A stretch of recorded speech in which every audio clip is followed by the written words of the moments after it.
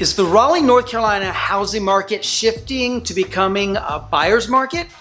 On today's video, we're going to give you all the details on what we're seeing here on the ground. Over the past couple of months, the Raleigh housing market has seen a slow but steady increase in the amount of inventory that we've seen available to buy. This is a strong indicator that we could, and I do want to emphasize could, be moving towards a buyer's market. So first, let's start at the beginning. What exactly is a buyer's market? Well, a buyer's market is defined as when you have over 6 months of available housing inventory in a specific area. Oftentimes, a buyer's market will result in a lower final sales price of homes on the market. There's simply more homes for sale than there are buyers looking for those homes. And incidentally, the Raleigh, North Carolina housing market has not seen a buyer's market in many years. The flip side of a buyer's market is, of course, a seller's market. That is defined as when there's less than 6 months of inventory on the market. Typically with a seller's market, you're seeing rising prices, either gradually rising or rapidly rising, depending on how strong of a seller's market you're in. And of course, right now, and what we've seen over the past few years in the Raleigh, North Carolina area has been a seller's market. There's just simply very little supply and a lot of demand from the buyers that are looking to buy in the area. And of course, the third kind of housing market you could have is a balanced market. This is when there is exactly, give or take, 6 months worth of housing inventory.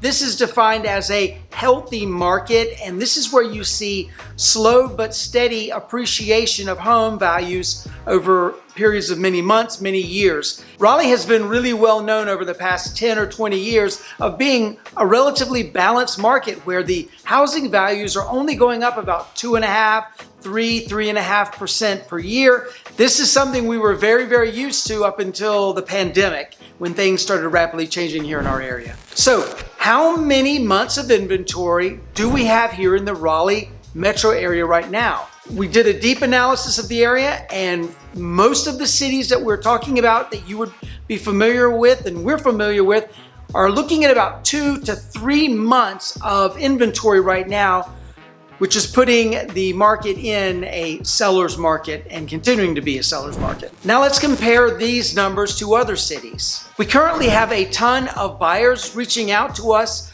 wanting our help to buy or build a home in the Raleigh area. And one of the major states that a lot of people are coming from is Florida. And of course, most people around the country have heard the Florida housing market is really suffering right now, mainly due to the high cost of insurance.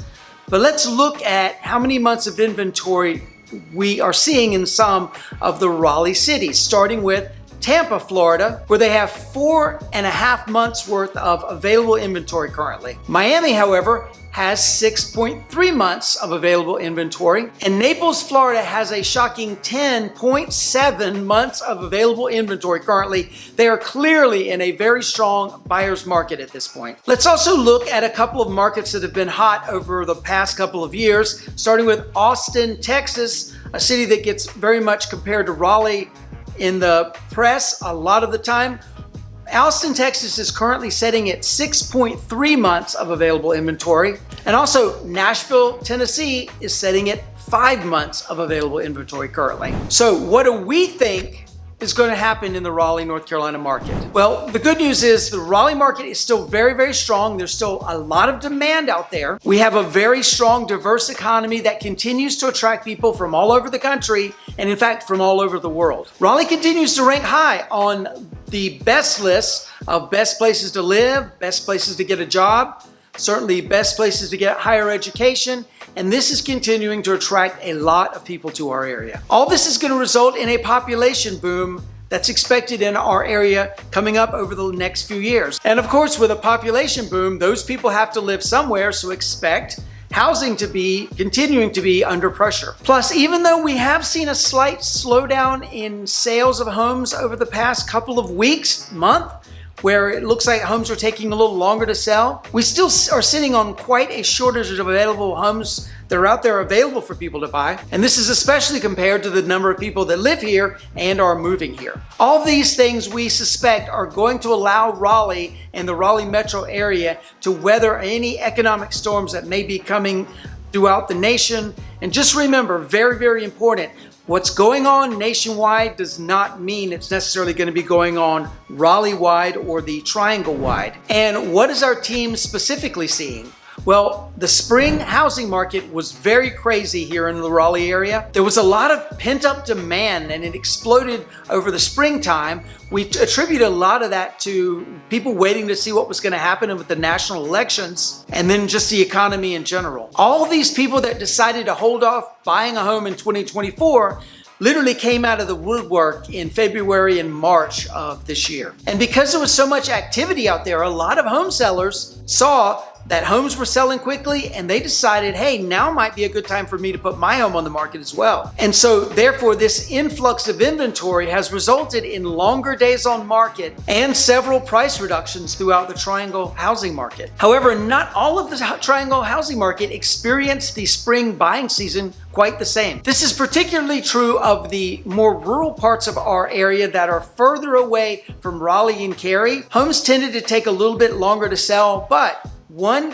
huge contributing factor to why these homes took a while to sell was that there was a lot of new construction building going on out in the more rural areas, the wider bands of the Triangle, and it is very much more difficult for a resale home to compete against a builder who can throw incentives at the direction of a buyer and lure a buyer into their neighborhood to buy over buying a resale home. And unfortunately, the hardest homes to sell are those homes that are resale homes that are either in a new construction neighborhood where their builder is still building or very, very close to a new construction neighborhood. Around June of this year, we noticed a slight slowdown in the housing market. Now, there is still a lot of activity in the big cities, Raleigh, Cary, Apex, Holly Springs, Chapel Hill, Durham, Wake Forest, but it wasn't quite as rabid and as active as we had seen a few months ago. Now you should know this is typical of the summer housing market here in the Triangle Raleigh area.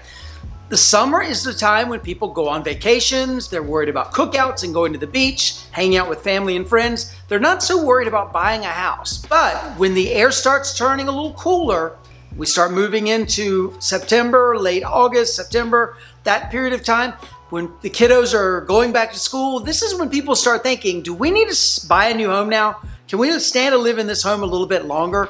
And this is when we start to see a bit of an uptick in our housing market. And now I'd like to answer the burning question that a lot of you have. Are homes in the Raleigh area overpriced? Well, frankly, the answer is yes. Now, don't assume every single home in the Raleigh Triangle area is overpriced, but do know that there is a number of sellers out there that have come out of the woodwork over the past while and said, I don't need to sell, but I'm willing to sell if I can get this price. And they're sort of fishing for a price. They have their home on the market for sale and the price is inflated. They really don't have to sell, but they're hoping, hey, somebody's gonna come along and maybe buy this house. And it's unfortunately they decide, yeah, I do really want to sell. And then they start lowering their price.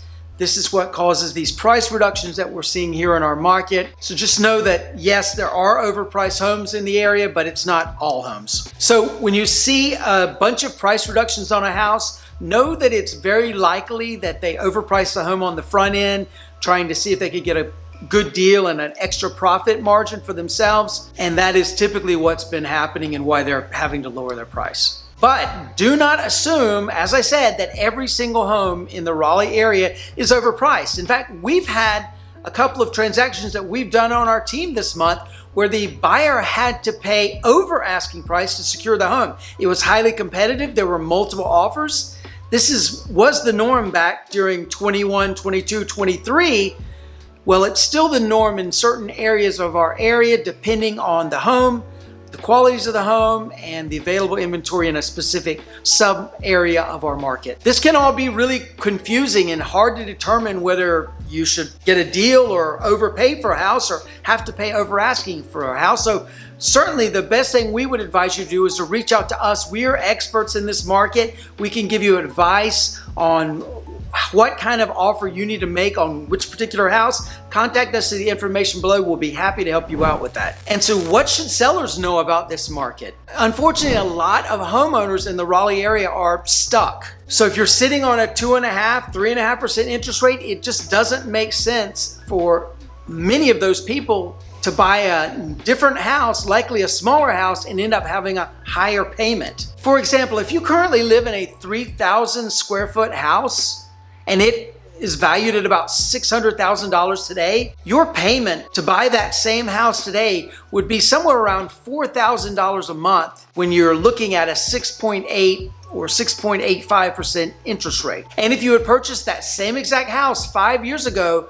likely you paid around $400,000 for that house, and your mortgage payment is sitting at around $2,000. So basically, mortgage payments have literally doubled over the past 5 years, which is keeping a lot of would-be sellers locked into their current home. They would need a really compelling reason to decide to move and sell that home. Usually these reasons are job relocation, family size has outgrown the house, that sort of thing. Or maybe all of the kids have moved off to college or off with their own lives and you're empty nesters.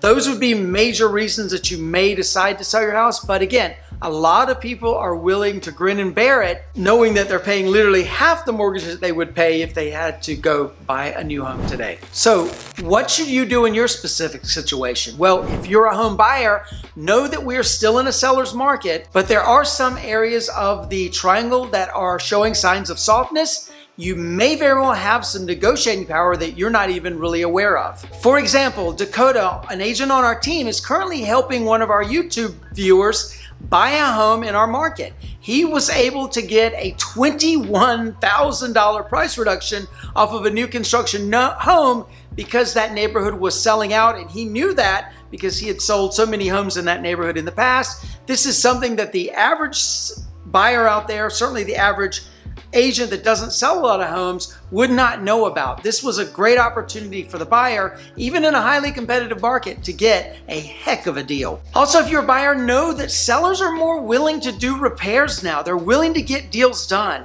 Back in the past, sellers could say, you can buy my house the way it is, like it or lump it, and knew that if you terminated, they not only were going to get to keep your due diligence money, but they would put the home back on the market and it would sell like that, because there was so little inventory back in 21, 22, 23. Now, sellers are more motivated to get deals done. You're likely to see them approve most of the items you put on your repair request list. And lastly, for buyers, there is a little bit of good news. There's rumblings that we may see a interest rate reduction coming up later on this year or maybe into the spring. This will be a great opportunity to go out and buy a home. However, I would caution you that if you are financially able to buy a home now might be a very good time to buy because there's relatively low competition out there now. If interest rates drop into the fives, we predict that the frenzy that we saw back in 22, 23 is likely to happen again, which will therefore drive prices back up, making it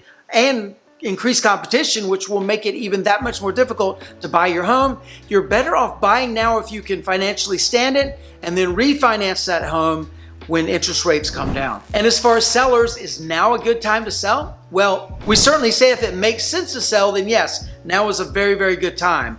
We always advise our sellers, sell when you need to and sell when you're ready to sell. That's always the best time for you to sell your home. The most important thing for a seller to do is to make sure their home looks as close to a model home as possible. In other words, we mean by that, very, very well cleaned, very, very well organized, no clutter, everything is staged in a perfectly good manner. You basically look like a new construction model home. And you might want to consider getting light renovations on your home. If your wall colors are a little funky and they're not what the majority of the people would like, it might be a good idea to paint.